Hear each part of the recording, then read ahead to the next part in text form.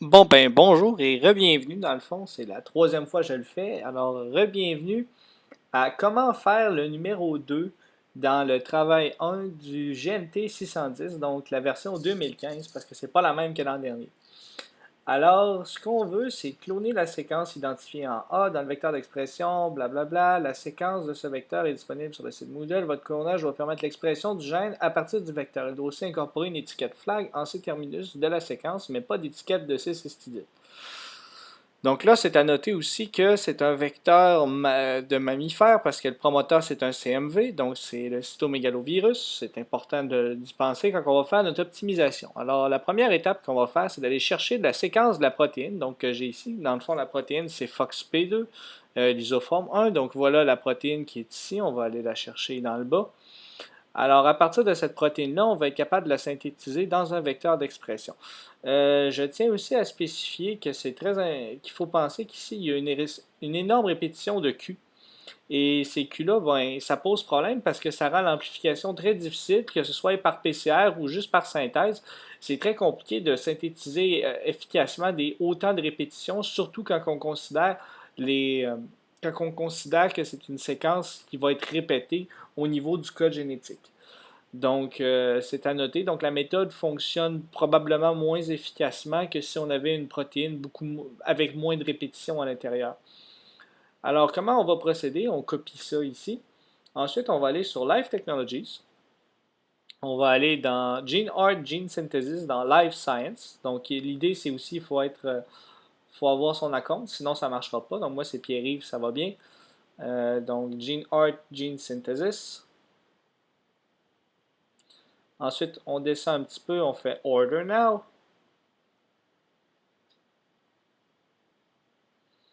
Donc là, on va faire un nouveau projet. On va l'appeler Fox P2. Donc, Start Project. On select Folder. On va le mettre dans le folder TP1. Start Project. Bon. Alors, on va commencer avec le Strings DNA Fragment, qui se trouve à être dans le fond une séquence. Donc, il va nous synthétiser des oligos que, selon eux, c'est jusqu'à 3 KB. Mais il y a moyen de faire affaire avec d'autres compagnies qui vont qui vont pouvoir synthétiser jusqu'à même 10 KB FOXP2 et on voulait une étiquette flag. Alors, on commence avec une protéine. Donc, on a notre séquence de protéines qu'on vient coller. Et là, il faut rajouter à la fois un codon stop et notre étiquette flag. Alors, comment on va chercher notre étiquette flag? Le flag, c'est pas compliqué.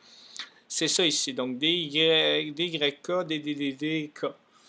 Donc, comment on l'ajoute? On retourne dans GeneArt. On fait coller ici. Et on rajoute une étoile pour dire que c'est le codon stop. Alors ensuite, on va éditer la séquence. Pourquoi éditer la séquence? C'est qu'on veut rajouter nos sites de restriction qu'on a besoin dans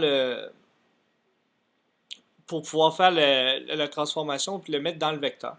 Alors, notre vecteur, c'est important, on va aller le chercher ici. Donc, moi, ce que je veux, c'est éliminer toute la partie de site de clonage multiple, ainsi que les autres tags qui peuvent être présents. Donc, l'idée, c'est de sélectionner le plus possible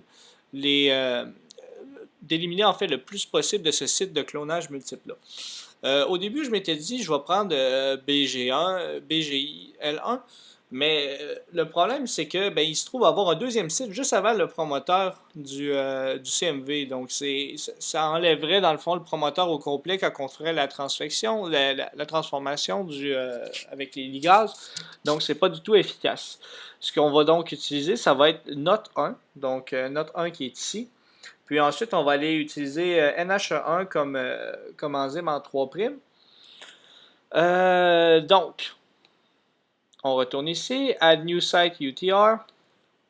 Donc, on commence avec Note 1. Note 1. C'est bien ça, oui, Note 1.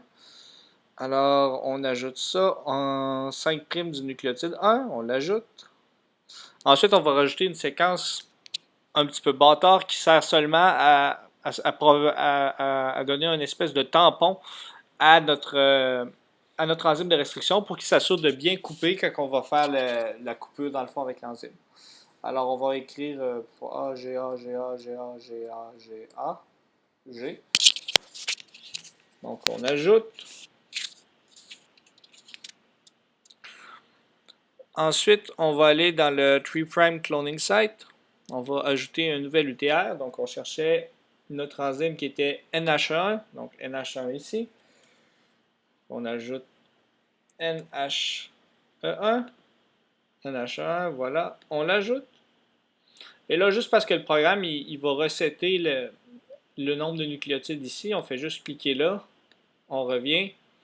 Et là, on va rajouter notre séquence. Donc, A, GA, GA, GA, GA, GA. On l'ajoute. Et voilà, en bas, on a notre séquence avec notre site de restriction. Prochaine étape, on va optimiser la séquence pour une expression dans un système d'organismes mammals. Donc, on va y aller avec mus musculus parce que c'est la souris, c'est plus simple. Donc, on optimise de 19 à 290 et on protège les sites ici de restriction pour s'assurer qu'ils ne soient pas présents dans la séquence optimisée. Donc, on va optimiser. Encore une fois, je le répète, c'est très important de penser que même si on faisait la réaction par PCR, il y aurait probablement des erreurs au niveau du PCR à cause de la grande quantité de répétitions qui se trouvent dans la séquence. Donc, si je vais chercher ici, dans le fond, j'ai le gène. Donc, si je vais chercher la séquence codante que j'ai ici, donc que j'ai identifié, c'est le CDS de la protéine, de l'ARN messager. Si je vais la mettre dans Ape et que je recherche par exemple GCA, je me retrouve avec énormément de répétitions dans cette région-ci qui rend dans le fond cette région très difficile à être exprimée. Donc il y en a énormément et c'est problématique pour que ce soit un PCR ou pour une synthèse d'ADN. Donc, on va retourner dans notre GeneArt. Il devrait avoir terminé. Voilà. Donc, on a notre séquence. Donc, tout ce qu'il nous reste à faire, ce serait de commander cette séquence-là. Donc, on ferait Save and Close.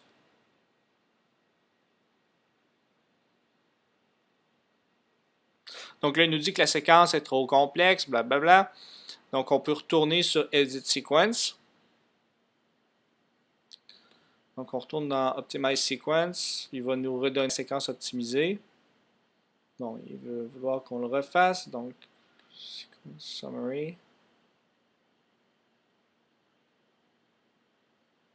Voilà, donc on va le télécharger en format FASTA.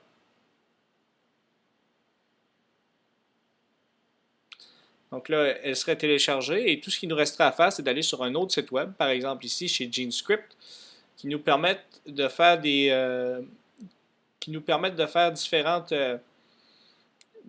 synthèses à partir de plusieurs, de peu importe quelle longueur. Donc ici, ça nous le dit très bien, on synthétise des gènes de plus de 10 KB, donc il n'y a pas de problème à ce niveau-là. Donc cette compagnie-là, par exemple, pourrait nous permettre de commander notre oligo, même si Life ne veulent pas le faire, probablement pour des raisons que leur méthode de synthèse ne permet pas d'avoir des séquences trop complexes. Eux autres ne semblent pas avoir trop de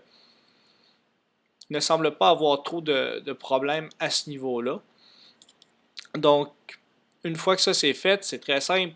Il nous s'agit juste d'obtenir notre oligo. Une fois qu'on a notre oligo, on va juste le digérer avec nos enzymes de restriction. Ensuite, on fait la même chose avec le vecteur et on met les deux ensemble, on ajoute une ligase et merci bonsoir, on se retrouve avec notre gène qui est dans notre séquence codante, qui est optimisée pour être exprimée dans la souris et qui va pouvoir être utilisé pour être exprimé ensuite puis produire la protéine très facilement dans nos cellules dans lesquelles on va transformer dans le fond avec le vecteur qu'on a choisi.